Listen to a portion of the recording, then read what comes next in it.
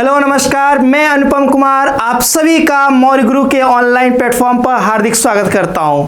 तो आज हम लोग बात करेंगे केवीएस टीजीटी मैथमेटिक्स के अंदर बहुत ही इंपॉर्टेंट टॉपिक और जिसका नाम है पॉलिनोमियल्स। शुरुआत करेंगे हम लोग पॉलिनोमियल से। तो आइए सबसे पहले जानते हैं पॉलिनोमियल होता क्या है। पॉलिनोमियल टॉपिक एक ऐसा टॉपिक है जिसको पढ़ने में आपको बहुत सारी कठिनाइयों का सामना करना पड़ता है। इसके सवाल को हल करना आपके लिए बहुत मुश्किल होता है। तो जी हाँ, तो पॉलिनोमियल जो टॉपिक है थोड़ा सा हार्ड तो है, लेकिन मैं आपको बिल्कुल सरल तरीके से सिखाऊंगा। बिल्कुल भी आपको टेंशन लेने की आवश्यकता नहीं है। ये टॉपिक पॉलिनोमियल यानी बहुपद, इसके पहले हम कॉन्सेप्ट को समझेंगे, छोटे छोटे जो कॉन्सेप्ट्स हैं उसको समझेंगे, इसके बेसिक चीज़ को समझेंगे, फिर धीरे धीरे हम इनके सवालों पर आएंगे। तो केवीएस टीजीटी के अंदर अगर हम लोग बात करें तो पॉलिनोमियल का एक अच्छा खासा वेटेज है, अच्छे अच्छे प्रश्न आएंगे इसके अंदर। और मैं वादे के साथ कहता हूं कि आपको जो है टीजीटी के अंदर 100 नंबर का जो वेटेज है, 100 नंबर जो आएंगे मैथ्स से, उसमें से पॉलिनोमियल के 3-4 प्रश्न ये मान के चलिए 100% आएंगे ही आएंगे। तो इसको बिल्कुल बारीकी से और एक चीज़ समझनी है आपको। तो पॉलिनोमियल बेसिकली होती क्या है, ये पॉलिनोमियल बना कैसे है, क्या होता है इसके अंदर, पहले इसको समझते हैं। पॉलिनोमियल जो है यानी बहुपद जो है ये बना है, एक शब्द आपने सुना होगा चर। अब ये चर क्या होता है, पहले चर को आप समझिए। चर जो है, चर को अंग्रेजी में बोलते हैं हम लोग वेरिएबल। वेरिएबल का मतलब होता है जिसका मान समय के साथ क्या हो, बदलता रहे। जिसका मान समय के साथ बदलता है वो क्या कहलाता है, चर कहलाता है, यानी वेरिएबल कहलाता है। सपोज कि जैसे मैंने लिखा 2x + 5। अब यहां पर ये जो x है, इस x को हम लोग क्या बोलते हैं, वेरिएबल बोलते हैं। क्यों ऐसा बोलते हैं, इसलिए ऐसा बोलते हैं क्योंकि यदि आप x का मान 2 लेते हैं, सपोज कीजिए x का मान 2 लिया, तो 2 को 2 से गुना के 4 और +5 कितने हो गए, इसका मान कितना आ जाएगा, 9 आ जाएगा। लेकिन जैसे आप x का मान बदलेंगे, x के जगह यहां पर 2 लिया, अगले में अगर मान लीजिए x के जगह अगर हम लोग 5 ले लेते हैं तो 5 गुना 2 10 + 5 कितने हो गए, टोटल 15। तो जैसे जैसे आप मान बदलेंगे पूरे का जो वैल्यू है वो चेंज होता रहेगा। इसलिए हम लोग क्या कहते हैं, इसको x को चर कहते हैं। जिसका मान बदलते रहता है उसे क्या कहते हैं, चर कहते हैं। तो पहली चीज तो क्लियर हो गई आपकी चर। इसके बाद जो दूसरा चीज इसमें समझने वाली है पॉलिनोमियल के अंदर, जो दूसरा शब्द जो आता है वो आता है आपका कौन, अचर। चर का उल्टा क्या हो गया, अचर। अचर को बोलते हैं हम लोग कांस्टेंट, यानी वैसा चीज जिसकी वैल्यू हमेशा फिक्स है, कांस्टेंट है। अचर के अंदर जितने भी आप नंबर देखते हैं, जैसे सपोज कि मैंने लिखा 2 3 5 7, ये सारे के सारे क्या है, अचर है, यानी कांस्टेंट, ये फिक्स है। इसकी वैल्यू कहीं भी नहीं बदलती, चाहे इंडिया में हो, चाहे अमेरिका में हो, चाहे इंग्लैंड में हो, कहीं पे भी हो, इसकी वैल्यू कभी चेंज नहीं होती है। तो पॉलिनोमियल किनसे मिलकर बना है, एक तो आपका चर से मिलकर बना है, उसके अंदर अचर भी होता है, और तीसरा जो चीज है वो है आपका पावर। पावर यानी कि घात, जिसको आप लोग हिंदी में क्या कहते हैं, घात। जैसे मैंने लिखा x की पावर 5, ठीक है। तो पॉलिनोमियल के अंदर 3 चीजें आपको ध्यान रखनी है, एक तो चर होगा, एक अचर होगा, और एक क्या होगा, पावर। अब ये पॉलिनोमियल की अगर हम लोग बात करें तो ये एक तरह का अलजेब्रिक एक्सप्रेशन है। अलजेब्रिक एक्सप्रेशन का मतलब बीजगणितीय व्यंजक। अब ये व्यंजक कैसे, मैंने लिखा 2x² + 5। अभी ये क्या है, पॉलिनोमियल है, बीज बहुपद है, या आप इसे कहते हैं बीजगणितीय व्यंजक भी बोल सकते हैं। यहां पे देखिए कांस्टेंट भी है, अचर भी है, चर भी है, पावर भी है, ये सब मिलकर क्या बना आपका पॉलिनोमियल। तो आपके दिमाग में एक सवाल उठ रहा होगा, सर पॉलिनोमियल में और समीकरण में क्या अंतर है। तो पॉलिनोमियल में और समीकरण में बस एक छोटा सा अंतर है, और वो अंतर क्या है, अगर यहां पे आप बराबर में इक्वल टू में अगर आप 0 ले लेते हैं, अगर ये बराबर का साइन आ गया, चिन्ह आ गया, तो ये क्या बन गया, समीकरण बन गया। अगर ये बराबर 0 नहीं है, इसका मतलब ये जो है आपका पॉलिनोमियल है, ये क्या आपका पॉलिनोमियल है। अब हम लोग पॉलिनोमियल तो समझ लिए, अब हम इसके प्रकार को समझते हैं कि पॉलिनोमियल बेसिकली कितने प्रकार के होते हैं, कैसे इसका वर्गीकरण किया गया, वो चीजें अब आप समझ, अब वो मैं आपको समझा रहा हूं। तो पॉलिनोमियल जो है समझने इसके प्रकार को समझने से पहले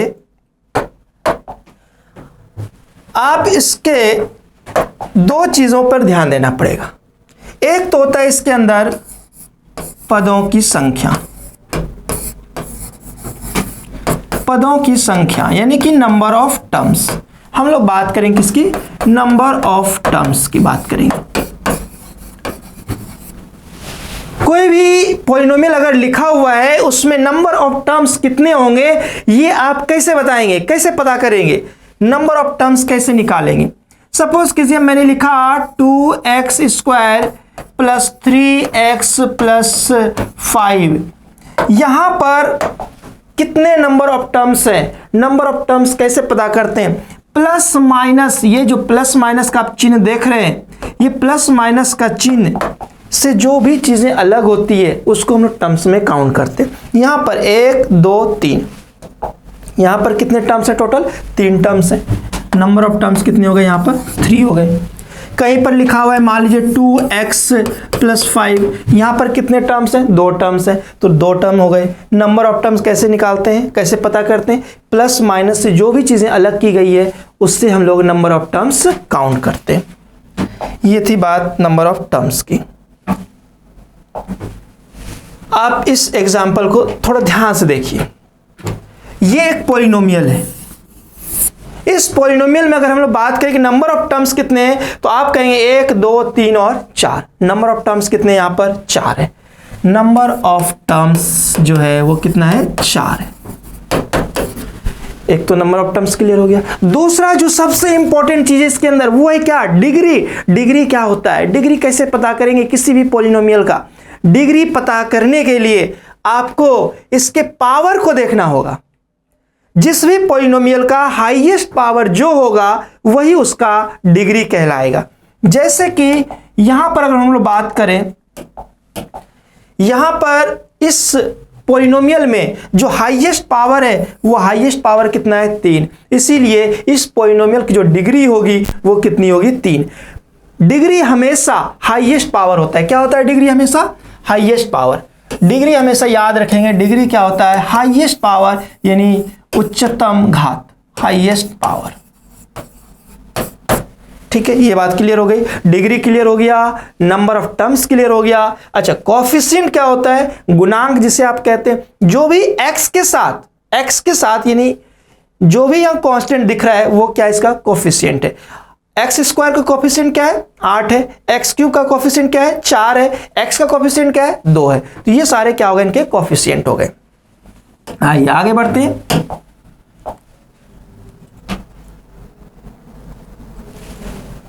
हाँ, हम लोग बात कर रहे थे कि बहुपद के प्रकार। तो बहुपद को जो है 2 तरीके से बांटा गया है। एक तो बांटा गया आपका पदों की संख्या के आधार पर, नंबर ऑफ टर्म्स के आधार पर, जहां पर जिसे हम कहते हैं एक पदीय बहुपद यानी मोनोमियल, द्विपदीय बहुपद बाइनोमियल, त्रिपदीय बहुपद ट्राइनोमियल, इसी तरह से चलता रहता है पदों के आधार पर। और दूसरा जो डिवीजन होता है वो किसके आधार पर होता है? डिग्री के आधार पर होता है। तो पॉलिनोमियल्स को हम 2 तरह से बांटते हैं, डिग्री के आधार पर और नंबर ऑफ टर्म्स के आधार पर। तो यहां पर आप देखिए, यहां पर जो दिया हुआ है on the basis of number of terms, terms के आधार पर। कौन कौन से भाई? मोनोमियल्स। मोनोमियल्स का मतलब हो गया एक पदी, एक पद वाला। एक पदी का मतलब हो गया जैसे मैंने लिखा 2x², कितने पद है? एक पद है। मैंने एक और लिखा 5x, कितने पद है? एक पद। ये भी क्या आपका? बहुपद। एक पद ये बहुपद बोलते हैं, यानी कि ये क्या आपका? मोनोमियल्स है। बाइनोमियल क्या होगा? बाइनोमियल का मतलब हो गया 2 पद, जहां पर 2 पद होते हैं द्विपदी, इसे क्या कहते हैं हम लोग? द्विपदी, 2 पद। ठीक है, द्विपदी का मतलब हो गया जहां पर आपको 2 पद नजर आएंगे, जैसे कि 2x + 5, ये आपका द्विपदीय बहुपद है। 3x², और ले लेते हैं एग्जांपल 3x² - 7, ये क्या आपका? द्विपदीय बहुपद है। ट्राइनोमियल, ट्राइनोमियल में क्या होगा? त्रिपद, 3 पद जिसमें होते हैं उसे क्या कहते हैं हम लोग? ट्राइनोमियल्स कहते हैं। त्रिपद, 3 पद, 3x³ + 5x माइनस 3, ये क्या हो गए? त्रिपदी हो गए। पॉलिनोमियल्स यानी जिसके पास बहुत सारे पद हो उसे क्या कहते हैं हम लोग? पॉलिनोमियल्स कहते हैं।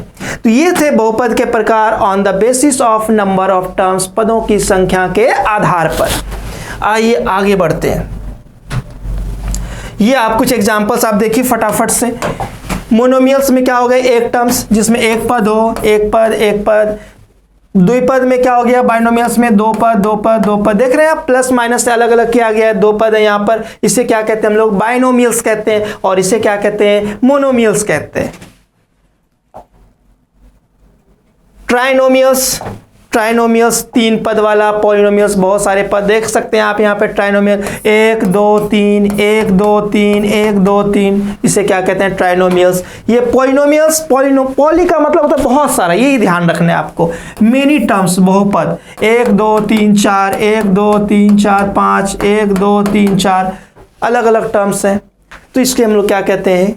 पॉलिनोमियल्स। आइए आगे बढ़ते हैं। अब हम बात करते हैं किसके आधार पर? On the basis of degree, degree के आधार पर बहुपद के प्रकार on the basis of degree, यानी कि डिग्री के आधार पर कितने प्रकार के बहुपद होते हैं। तो इसके अंदर जो है एक तो होता है कांस्टेंट पॉलिनोमियल। कांस्टेंट पॉलिनोमियल का मतलब ये हो गया जिसमें डिग्री क्या होगा? 0। डिग्री क्या होगा इसका? 0। जिसका भी डिग्री 0 है वो क्या होगा? Constant polynomial. जैसे कि मैंने लिखा ये 5 को आप लिख सकते हैं 5 इंटू एक्स की पावर 0। यहां पर हाईएस्ट पावर क्या आ गया? 0।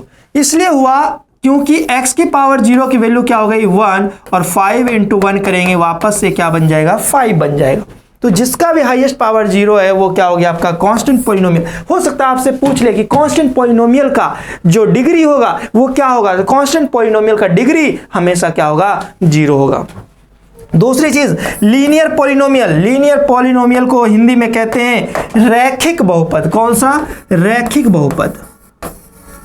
रैखिक बहुपद जिसका हाईएस्ट पावर, जिसका डिग्री क्या है? 1 है। जिसका डिग्री 1 होगा वो क्या होगा? आपका रैखिक बहुपद होगा, लीनियर पॉलिनोमियल होगा। क्वाड्रेटिक पॉलिनोमियल क्या होगा? जिसका डिग्री 2 होगा। क्वाड्रेटिक को हिंदी में बोलते हैं द्विघात। क्या बोलते हैं इसे? द्विघात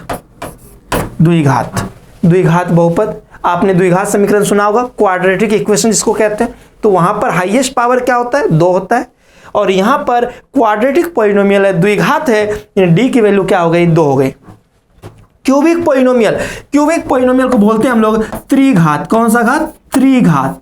ये हो गया आपके क्यूबिक पॉलिनोमियल। इसमें जो हाईएस्ट पावर होगा, जो इसका डिग्री होगा वो कितना हो जाएगा? 3 हो जाएगा। तो ये थे डिग्री के आधार पर पॉलिनोमियल का वर्गीकरण।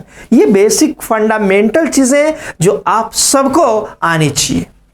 I hope you understand. अब कुछ एग्जाम्पल्स हैं वो हम लोग देखते हैं। देखिए कांस्टेंट पॉलिनोमियल्स का, ये 8 हो गया, -2/3 हो गए, इसे कांस्टेंट पॉलिनोमियल कहेंगे। लीनियर पॉलिनोमियल क्या हो गया? जिसका डिग्री 1 हो गया। आप देख सकते हैं x + 8 है, x + 8 है, या x का हाईएस्ट पावर क्या है? 1 है। यहां पर हाईएस्ट पावर क्या है? देखिए इसको ठीक से लिखेंगे आप, तो ये हो 3/4x - 6। तो x का हाईएस्ट पावर कितना? 1। जहां भी हाईएस्ट पावर 1 होगा वो क्या होगा? लीनियर पॉलिनोमियल हो जाएगा। ये आपके क्वाड्रेटिक पॉलिनोमियल द्विघात देख सकते हैं आप, हाईएस्ट पावर 2 है। क्यूबिक पॉलिनोमियल घन बहुपद नहीं होगा, इसे हम लोग कहते हैं त्रिघात।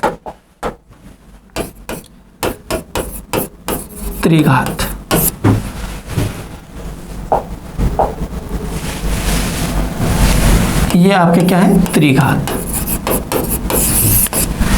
जहां पर हाईएस्ट पावर कितना होगा? 3 होगा। यहां पे भी हाईएस्ट पावर कितना है? 3। तो इसे क्या कहते हैं हम लोग? Cubic polynomial. अब आपको जो है, आपने डिग्री समझ लिया, नंबर ऑफ टर्म समझ लिया। अब आप इसको जल्दी से फटाफट से फिल करते चलिए कि इसका सही आंसर क्या होगा। आपके साथ साथ मैं भी इसको फिल करता हूं। आपको बताना है इसको देख करके कि नंबर डिग्री क्या होगा, नंबर ऑफ टर्म्स क्या होगा। बड़ा इंटरेस्टिंग चीज है ये। 8 है, इसका डिग्री क्या होगा 0 हो जाएगा। इसका डिग्री कितना होगा 1 होगा। इसका डिग्री क्या होगा 1 होगा। इसका डिग्री क्या होगा 2 होगा। हाईएस्ट पावर कितना है 2 है। इसका डिग्री यहाँ पे देखिए हाईएस्ट पावर 1, यहाँ पर 2, इसका डिग्री कितना 2। इसका डिग्री, अच्छा ये ध्यान रखना है, हाईएस्ट पावर यहाँ पर 3 है, 3 है, इसका डिग्री कितना हो जाएगा 3 हो जाएगा। इसका हाईएस्ट पावर कितना है 5 है, इसका डिग्री 5 हो जाएगा। इसका हाईएस्ट पावर 7 है, इसका डिग्री कितना हो जाएगा 7 हो जाएगा। डिग्री क्या होता है हमेशा हाईएस्ट पावर होता है, कभी भी आपको कम नहीं लेना है, हमेशा हाईएस्ट पावर को लेना है। आई होप ये तो बिल्कुल अच्छे से क्लियर हो गया होगा। अब नंबर ऑफ टर्म्स की बात करें हम लोग, तो नंबर ऑफ टर्म्स जो है वो क्या होगा, यहां पर एक टर्म्स है, कितने टर्म्स हैं, पहले वाले में एक टर्म्स है, दूसरे वाले में भी एक ही टर्म है, क्योंकि आगे कुछ भी नहीं है, प्लस माइनस का लफड़ा नहीं है। यहां पर कितने टर्म्स हैं 2 टर्म्स हैं, ये कितने हो गए 2 हो गए। यहां पर भी 2 टर्म्स हैं, यहां पर 3 टर्म्स हैं, इसमें 1 2 3 4, देखिए प्लस माइनस अलग किया गया है, 1 2 3 4, इसमें नंबर ऑफ टर्म्स कितने हो गए 4 हो गए। इसमें 1 2 3 4, इसमें भी नंबर ऑफ टर्म्स कितने हो गए 4 हो गए। यहां पर 1 2 3 4 और 5, नंबर ऑफ टर्म्स कितने हो गए 5 हो गए। तो इस तरह से डिग्री और नंबर ऑफ टर्म्स का कॉन्सेप्ट क्लियर हुआ। पॉलिनोमियल को किसके किसके आधार पे बांटते हैं, कैसे इसका वर्गीकरण करते हैं, वो भी क्लियर हुआ। अब इसके बाद हम लोग इसके जो क्वेश्चंस बनते हैं, जो आपसे एग्जाम में प्रश्न पूछा जाएगा, उस पर हम लोग बात करेंगे। आइए मूव करते हैं इसके क्वेश्चंस पर। अब जो है यहां से हम लोग क्वेश्चंस पे बात करेंगे, क्वेश्चन कैसे कैसे आएंगे आपके एग्जाम में, उस पर चर्चा करेंगे। पॉलिनोमियल से बिल्कुल नंबर फिक्स करना है, बिल्कुल 110% नंबर स्कोर करना है, एक भी गलत नहीं होने देना। हर वैरायटी के हर टाइप के हम आपको सवाल कराएंगे। तो आइए पॉलिनोमियल पर आधारित जो सबसे इंपॉर्टेंट क्वेश्चन है उसकी हम लोग प्रैक्टिस करेंगे। तो पहला सवाल है, यदि x-2 को x-2 जो है इस पूरे पॉलिनोमियल का, सॉरी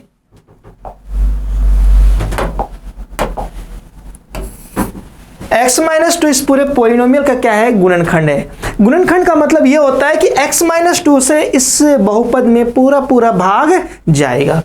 तो यहां पर आपको क्या करना है, x² प्लस 3qx-2q दिया हुआ है।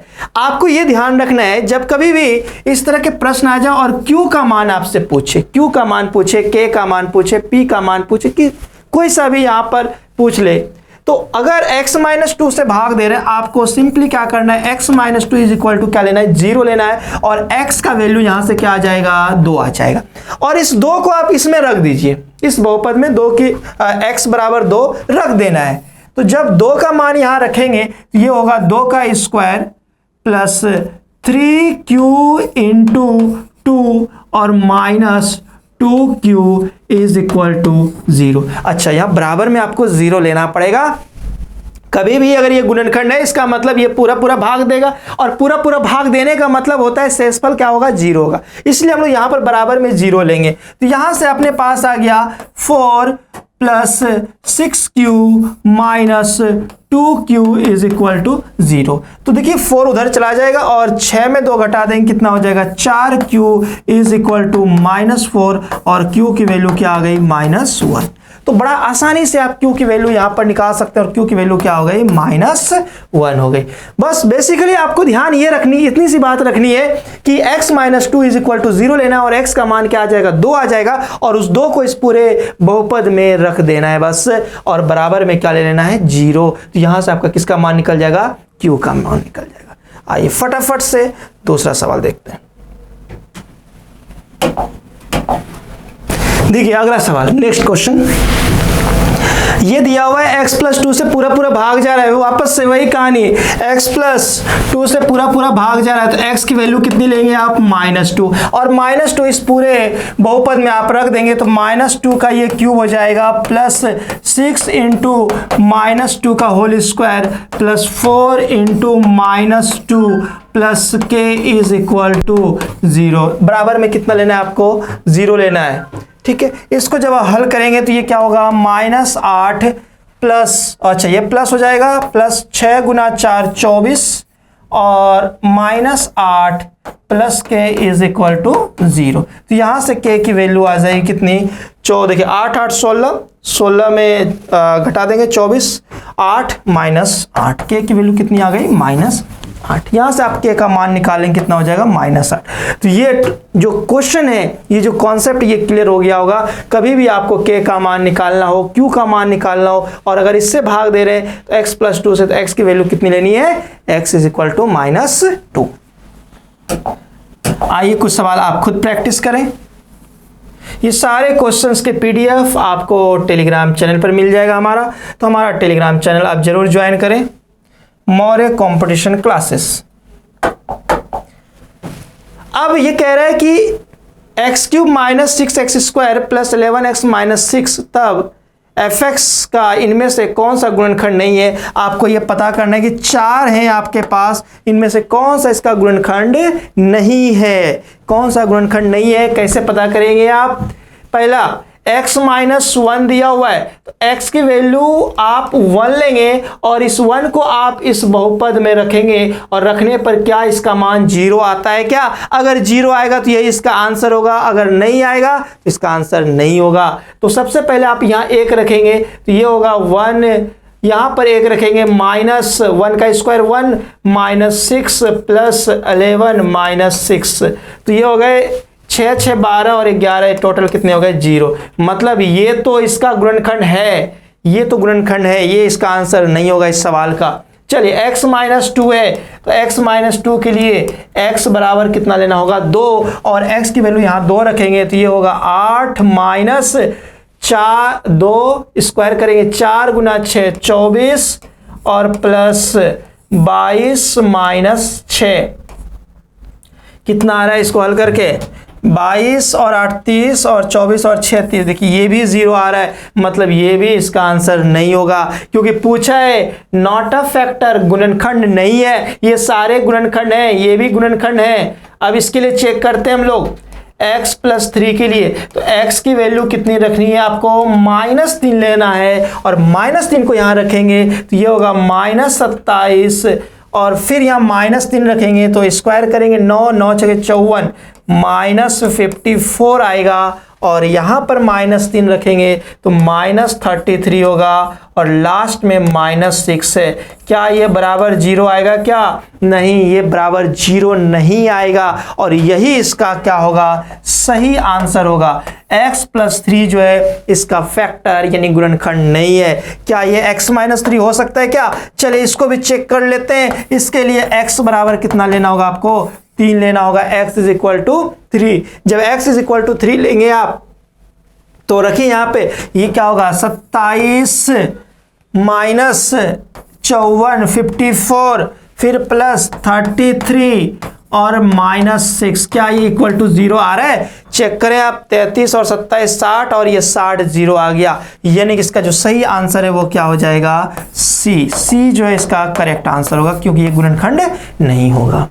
तो कैसे गुणनखंड चेक करते हैं ये भी मालूम पड़ गया, कैसे मान निकालते हैं ये भी आपको मालूम पड़ गया। चलिए क्वेश्चन नंबर 4, जल्दी से आप इसका जवाब दें।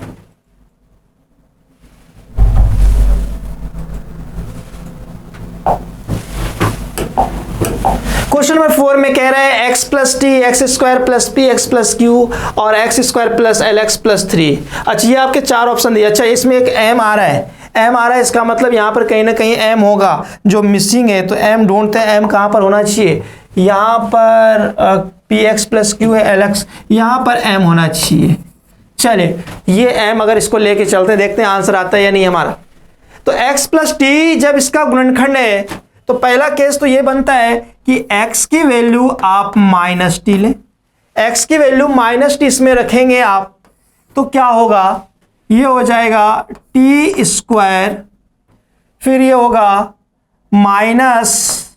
-pt और +q = 0। और यहां से अगर आप यहां पे अगर आप t रखेंगे तो इसमें क्या बनेगा, ये होगा आपका t², फिर प्लस lx है, इसका मतलब हो गया LT हो जाएगा ये, और लास्ट में प्लस m है, तो यहाँ पर plus m is equal to क्या होगा 0। अब आप इसको हल करेंगे और किसका मान निकालेंगे आप, t की वैल्यू पूछे, t का मान कैसे निकालेंगे आप देखिए ध्यान से। ये दो समीकरण है आपके पास, दो समीकरण दिए हुए, तो ये माइनस कर दीजिए, साइन चेंज कर दीजिए यहाँ पे भी और यहाँ पे भी, तो ये और ये कैंसिल हो गए। यहाँ से t अगर आप कॉमन ले लेंगे तो ये होगा t into l minus p, और यहाँ पर plus q minus m is equal to 0। तो यहाँ से अगर t की वैल्यू देखी जाए तो t की वैल्यू होगी, इन दोनों को पहले आप उधर भेजिए, m माइनस क्यू हो जाएगा और अपॉन में l माइनस पी हो जाएगा। अब आप चेक करें कौन सा ऑप्शन सही है, तो सही कौन सा ऑप्शन m माइनस क्यू से डी जो है इसका बिल्कुल सही उत्तर है। तो इस तरह से आप क्वेश्चन को सॉल्व कर सकते हैं, बड़े आसान है, इजी है, पॉलिनोमियल इजी वे में आप स्कोर कर सकते हैं। चलिए मूव करते हैं नेक्स्ट क्वेश्चन पर। क्वेश्चन नंबर 5, इसको देखें थोड़ा ध्यान से। क्वेश्चन नंबर 5 में कह रहे हैं कि x की पावर 29 माइनस x की पावर 25 प्लस x की पावर 13 माइनस 1 है, और बोला इनमें से किससे विभाजित होगा।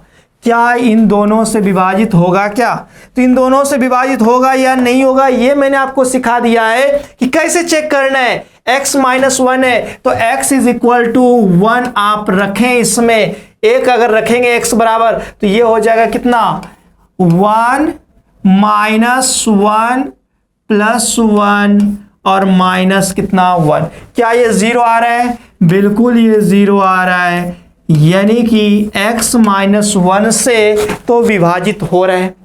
अब चेक करते हैं x प्लस 1 से विभाजित होगा या नहीं होगा। तो अगर x प्लस 1 लेंगे तो उसके लिए x इज इक्वल टू कितना लेना होगा, -1 लेना होगा, और x इज इक्वल टू जब -1 लेंगे आप तो यहाँ पे -1 रखने पर क्या आएगा, -1 आएगा, फिर ये +1 हो जाएगा क्योंकि यहाँ -1 और +1, फिर -1 और फिर लास्ट में -1।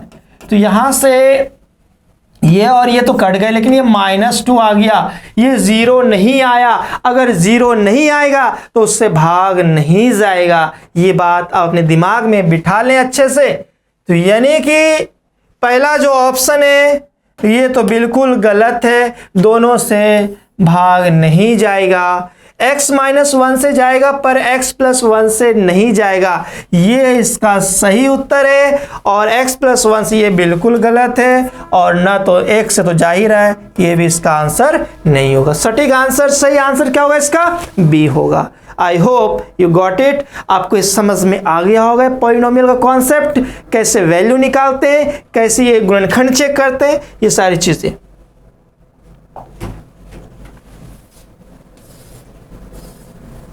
फटाफट से जवाब दीजिए क्वेश्चन नंबर 6 का।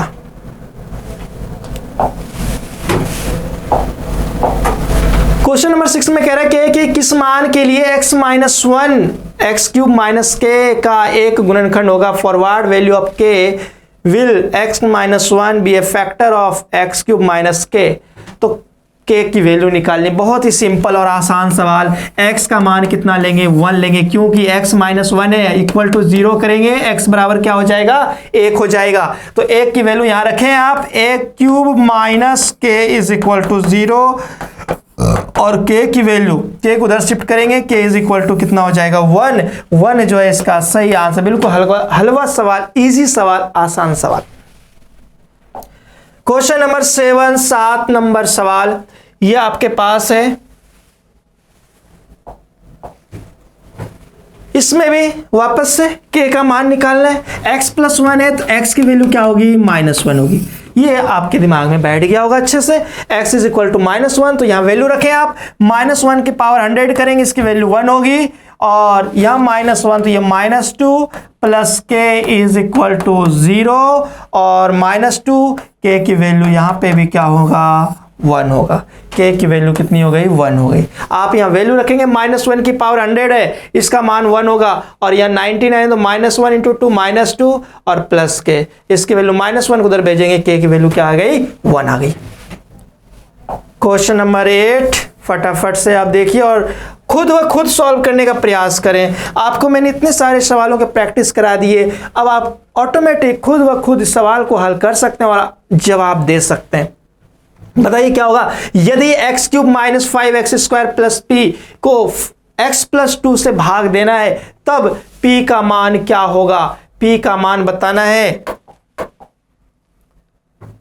तो x = -2, इस बार कितना लेना होगा? x = -2 लेना होगा, और -2 जब आप यहां रखेंगे क्या होगा? -8 होगा, और फिर -5 × 4 + 4p = 0। अब -8 और -20 + 4p = 0। तो 20 और 28 उधर जाएगा तो प्लस में हो जाएगा, और उससे 4 से भाग देंगे तो p की वैल्यू जो है वो कितना आ जाएगा? 7 आ जाएगा। p की वैल्यू 7 7 7, ये रहा आपका p का मान कितना आ गया? 7 आ गया।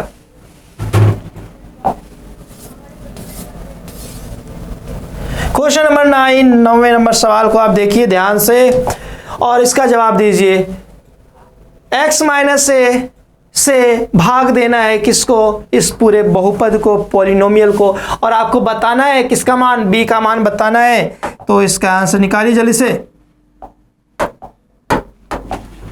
x - a, तो x = a, जहां पर पहले 1 2 3 हुआ करता था, इस बार क्या दे दिया? a दे दिया। तो a दे दिया तो घबराना नहीं है, x = a लेंगे, और जहां जहां इस बहुपद में x है, x की जगह क्या रख देंगे आप? a। अगर यहाँ a रखेंगे तो ये होगा a³ - 3a² × a + 2a² × a + b, और बराबर में 0 लेना ना भूले, क्योंकि बराबर में 0 लेंगे तभी तो पूरा पूरा भाग जाएगा। अब आप इसको हल करके b का मान बता सकते हैं। a³ - 3a³ + 2a³ + b = 0। अब आप इसको ध्यान से देखें तो आप पाएंगे a³ और 2a³ दोनों मिलके 3a³ हो गया, और माइनस, तो यानी ये तीनों के तीनों कट गए, 0 हो गए, और b का जो मान है वो b की वैल्यू कितनी आ गई? 0 आ गई। इसका सही आंसर, सही उत्तर क्या हो जाएगा? a हो जाएगा। तो बहुत ही ईजी, आसान तरीके से मैंने आपको ये सारे सवाल कराए। अब एक सवाल आप खुद और जल्दी से जवाब देंगे, और ये आज का सेशन का हमारा आखिरी सवाल है। कह रहा है यदि x + 6 इस बहुपद का एक हल है तो k का मान क्या होगा? k का मान बताना है आपको। वापस से वही कहानी, x + 6 है तो x की वैल्यू कितनी लेनी है आपको? -6 लेनी है। x की वैल्यू जब -6 लेंगे, और -6 को इसमें रखें आप, -6 की पावर 3 + 3 × -6 का स्क्वायर + 4 × -6 और प्लस k = 0। अब आप हल करें इसको। -216, ये 36 + 3, 36 × 108, और -24 + k = 0। 108 प्लस में 216 और 24, 240 -108 करेंगे, 132 -132 + k = 0, और k का मान कितना आ जाएगा? 132 आ जाएगा। 132 जो है इसका सही आंसर, सही जवाब। तो पॉलिनोमियल्स का मैंने आपको बेसिक चीजें, बेसिक फंडामेंटल बताई, और पॉलिनोमियल के अंदर जो बहुत इंपॉर्टेंट 2-3 तरह के सवाल जो आपसे हमेशा एग्जाम में पूछे जाते हैं उस पर हमने चर्चा की, और अगले सेशन में इसके आगे पॉलिनोमियल के आगे कंटिन्यू करेंगे, और जो डिफरेंट क्वेश्चंस आपके एग्जाम में पूछे जा सकते हैं उन सब पर हम लोग बात करें। तो बने रहिए हमारे साथ, जुड़े रहिए हमारे साथ। अगर आपने हमारा ऐप डाउनलोड नहीं किया, अगर आप डिटेल्स में सारी चीजें और पढ़ना चाहते हैं, हमारा कोर्स परचेस करना चाहते हैं तो आप हमारे ऐप को डाउनलोड करें, मौर्य गुरु, MAURY, मौर्य गुरु।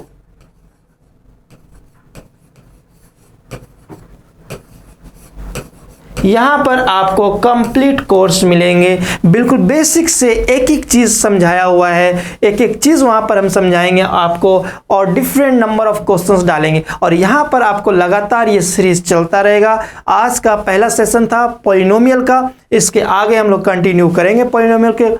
तब तक के लिए थैंक यू, धन्यवाद। और अगर आपने हमारा टेलीग्राम चैनल ज्वाइन नहीं किया तो आपके डिस्क्रिप्शन बॉक्स में टेलीग्राम चैनल का लिंक डाला हुआ है, आप उसको जरूर ज्वाइन करें। वहां से आपको टाइम टू टाइम सारी क्लासेस की इंफॉर्मेशन मिलती रहेगी। तो बने रहिए हमारे साथ, जुड़े रहिए हमारे साथ। तब तक के लिए धन्यवाद, थैंक यू सो मच।